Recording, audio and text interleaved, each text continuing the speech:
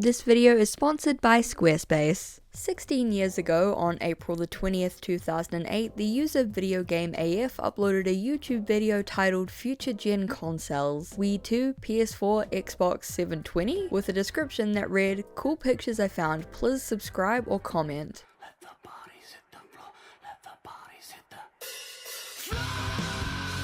On the surface, it may just seem like a collection of poorly photoshopped images from 2008 set to the song Bodies by Drowning Pool, which is, already pretty awesome. But even more interesting is the insight that it gives us into what kind of consoles we once predicted would be on the market, from Wii phones to space-age Xbox headsets. Today, let's take a trip down memory lane to look at the video games of the future as predicted by the past. Before we continue, I just want to take a quick minute to thank the sponsors of today's video, Squarespace. Squarespace is the all-in-one website platform for creators to stand out and succeed online. Whether you're just starting out or managing a growing brand, Squarespace makes it easy to create a beautiful website and engage with your audience. With Squarespace's intuitive drag-and-drop editing, beautiful styling options, tons of visual design effects, and a whole library of templates, literally anyone can build an epic custom website to fit their needs. Not only can you sell products, but Squarespace makes it easy to offer services and get paid all in one place. From consultations to events and experiences, you can attract clients and grow your business with your website. And for that extra professional little touch, Squarespace Domains is a great way of giving your site a unique name. Every Squarespace domain comes with advanced privacy and security tools included to ensure your domain remains online and protected. And Squarespace provides everything you need to bring more of your dream to life, whether that means building a website or adding a professional email service. Go to squarespace.com for a free trial, and when you're ready to launch, go to squarespace.com/izzies for 10% off your first purchase of a website or domain. A huge thank you to Squarespace for sponsoring this video, and now let's get back into things.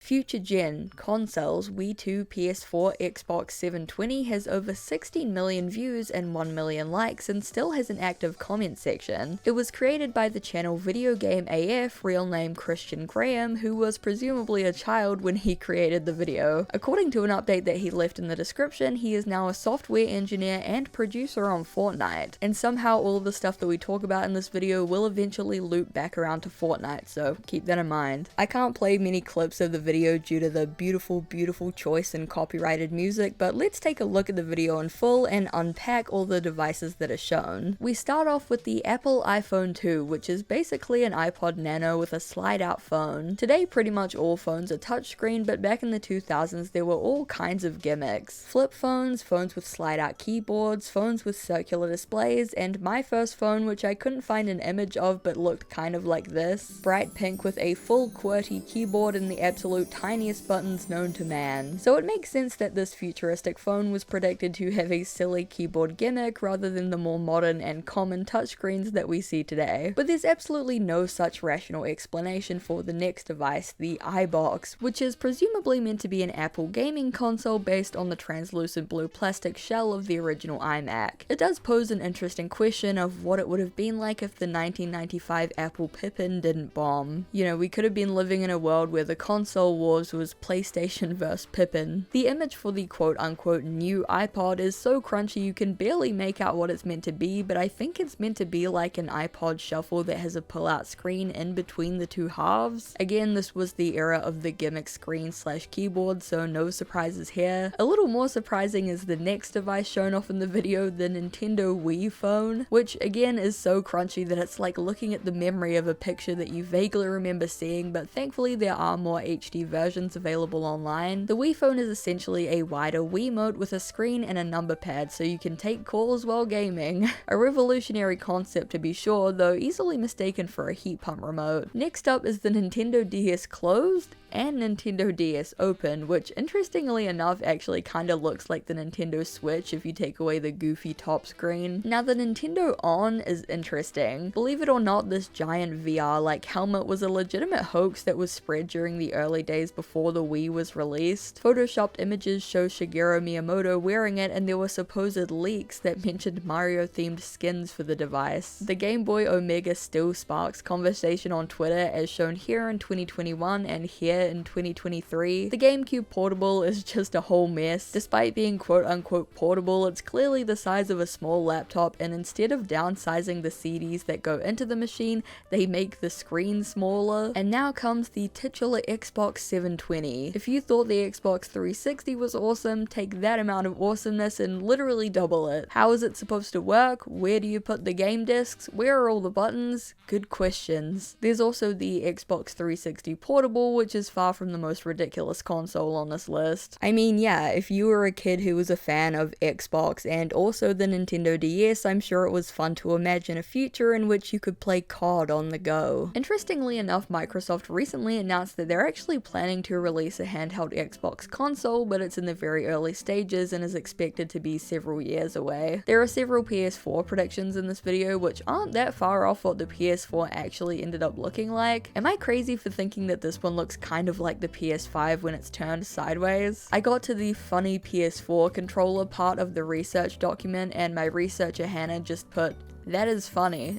And you know what? Yeah, she's right. It is funny. The final device from the video is the PSP2, which unfortunately never became a thing because the PSP as a whole wasn't hugely successful. Honestly, I think it was a bit before its time. Other articles from the past predicting what future video games would look like are slightly less out there than future gen consoles, and you know, yeah, how could they not be? But I still think that they're really interesting to look at because, you know, they give us a glimpse back into the past and what people back then thought video games today would look like. You know, back in the 50s they thought we'd have flying cars by now, and back in the 2000s they thought we'd have the Xbox 720. Unfortunately, modern technology has not caught up to either of those predictions as of yet. One 1986 New York Times article, "Video Games Once Zapped in Comeback," documents the comeback of video games following a dip in popularity. The article opens with the line, "Video games, the entertainment craze blamed for everything from sore thumbs to the decline of the nation's youth, are making a comeback," which should give you an insight into how vastly different video game coverage was back in the 80s as compared to now. No one expects video games to be the fad they were in 1981 and 1982. Still, manufacturers and retailers hope that improved technology and a new audience will make video games, which are played by plugging them into television sets, a steady business. Back then, video games were a fad. They were expected to be nothing more than a barely sustainable industry for a few niche companies. Today, games are a multi-billion-dollar industry that rivals both the TV and film industries. In 2001, Benjamin Heckendorn, known online as Ben Heck, created a website called The Future of Video Games, which made numerous predictions about the future of video games, sorted into categories like 2006 to 2011, 2011 to 2016, 2016 to 2050, and 2050 to 2100, which at this point is seeming like a slightly generous assumption about how long human beings are going to be around for. And a lot of his predictions are surprisingly accurate. Regarding the console wars, he predicted, quote, "GameCube will fail. Nintendo will probably release some of the best games ever made in the coming year, but the Xbox and PS2 with their scantily clad Gen X appeal will sell all the consoles, being second Xbox and first PS2. He predicted that between 2006 and 2011, video games would start having an award show similar to the Oscars, quote, "Especially with video games becoming more and more popular, we'll see nationally televised video game awards and watch Mr. Miyamoto collect a Walt Disney-sized collection of awards." The Game Awards was established in 2014, and though the show was live streamed rather than televised and he was off by a few years, Heck's prediction is still pretty much on the money. Heck also predicted that between 2011 and 2016, interactive TV shows and movies would become the next big thing. How many people watch Who Wants to Be a Millionaire and shout out answers? The TV doesn't listen. But in the future, people can play the game in real time with a digitally preserved and polygonal Regis Phillips. And not just that show, any game show could now be performed by families and players all over the world. Shows could have branch branching plots and character decisions that could be chosen by a vote of all viewers. There could be whodunits, who dates who, anything and everything is possible. And while thankfully we aren't living in a world where like Steve Harvey is beamed directly into our living rooms to ask us questions, interactive TV shows, movies, and other pieces of media are very much a thing. His descriptions of branching plots and character decisions remind me of interactive Netflix specials like Bandersnatch and, You vs. Wild, I guess. I bet we go up. There's also the relatively recent popularity of online ARGs, which combine conventional filmed and animated media with interactive puzzle solving and audience participation. There were definitely quite a few dud predictions as well though. Heck predicted that by 2006 video games would quote almost look like real life but not quite. Oblivion came out in 2006 and adoring fans still stuns me with how lifelike he is.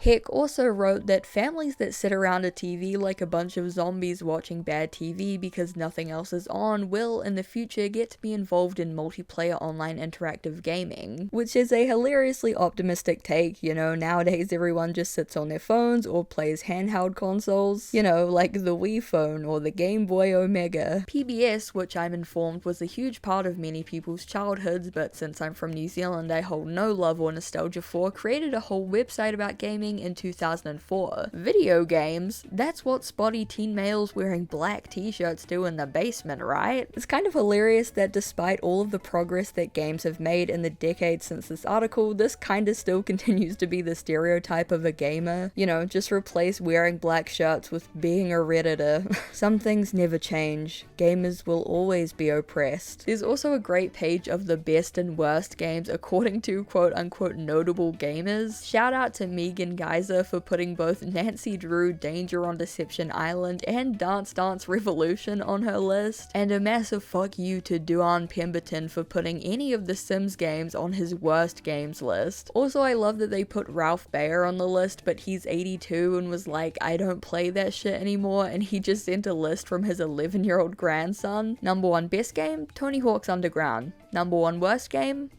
Legend of Zelda The Wind Walker. Another standout line from the PBS gaming site reads, he, and increasingly she, is playing on a home computer, having adventures under a different name and identity in an eternally existing cyberworld full of danger, romance, and thousands of other people pretending to be someone else. Not only is this a throwback to an era where girls playing video games was seen as novel and new, but it's also still incredibly relevant to this day. Eternally existing in a cyberworld full of danger, romance, and thousands of other people pretending to be somebody else is basically what we all do every day on TikTok, Instagram, Twitter, and all kinds of other social media platforms. I know it doesn't have anything to do with games, but I just wanted to throw it in there because I think it's so interesting seeing such an accurate description of the internet, which still holds true 10 years later. There's another article on the site full of predictions about the future of video games. Author Michael Dolan writes, as the music industry looks for new ways to recapture its youthful audience, record labels will find even greater ways to cross-promote. Want to hear the latest Beastie Boys single? The first place to hear it could be in Grand Theft Auto 6. This line alone makes so many baffling assumptions that music would somehow become less popular among young people. I know that trends come and go and fads change throughout generations and eras, but has the concept of music ever really gone out of fashion, especially for young people? Like, it's music.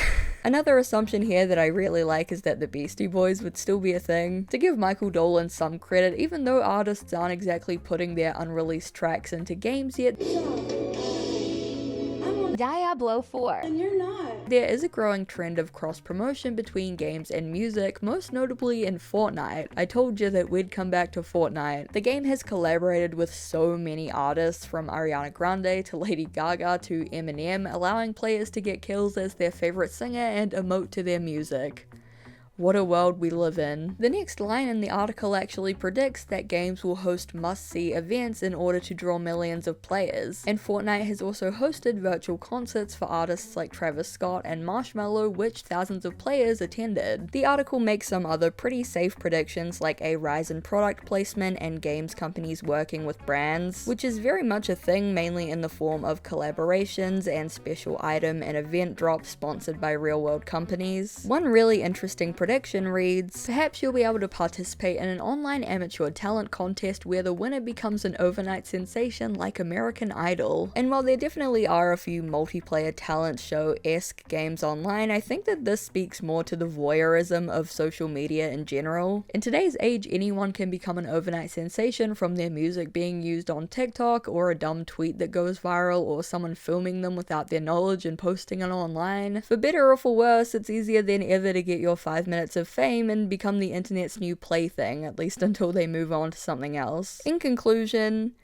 well, I guess I don't really have a conclusion. I wanted to talk about future gen consoles, Wii 2, PS4, Xbox 720, and then it just kind of spiraled into a bunch of predictions from the 90s and 2000s about what video games would look like today. I just love video games and consoles, and I think that it's really interesting looking back at what people 20, 30, even 40 years ago thought that the video games of today would look like. As I've written this video, I've seen a lot of silly predictions like the Wii Phone and the Xbox 720, but as a whole I've also found that we tend to be pretty good at predicting things. For the most part, a lot of the predictions that I read have come true in one way or another, and honestly it makes me want to write my own list of future predictions to see how accurate they would be. I'd love to hear if you guys have any predictions for the future of video gaming, any thoughts on the ones that we've covered in this video, and what you think of the Game Boy Omega. Please chime in below. As always, I love to hear your thoughts and see all the discussion that goes on. Thank you so much for watching this video. I really appreciate it. I really hope you enjoyed the video topic. Honestly, I was just going through like a deep dive of old internet videos, and I came across the future gen consoles one, and it hit me with so much nostalgia, and I rewatched it and it was so silly that I just really wanted to talk about it. Yeah, hopefully you enjoyed this video topic even though it's a bit random. If you have any other suggestions for things that you want me to cover, please feel free to leave it below. And yeah, thank you so much for watching, and I really hope to see you in the next one. Bye! A huge thank you to my Garfield overlords over on Patreon: Zoe Mars, Xavier Arajo, Loljix, Vivian Valencia, Usurpius, Trouser Mouse, Tony Terras, Tonla, Stanley, Sophie Jane Dewberry, Skisa, Simon, Sheriff Whiskey, Say Marie Brayley, Prize from Traveling Tavern, Ocean Gremlin, Michelle Olsen, Meridia, Matt LRJ, Eminem, Leopold the Rabbit, Kia J. Parker, Katrina Likes 5e Stuff, Jet Secret, Jesse Chisholm, Jar the Bar, Hazy, Helm Hamburger Hand, Dozo Blint, Dr. Worm, Doug, Dana Homegardener, Bunzo, Blue Mayfeld, Astrian Vortex, and a riddle wrapped in an enigma hidden by a question mark. Thank you guys so much for supporting me. It means the world. If you want to join these guys over on Patreon, the link will be in the description. And yeah, thank you so much for the support. Thank you for watching, and I hope to see you in the next one. Bye!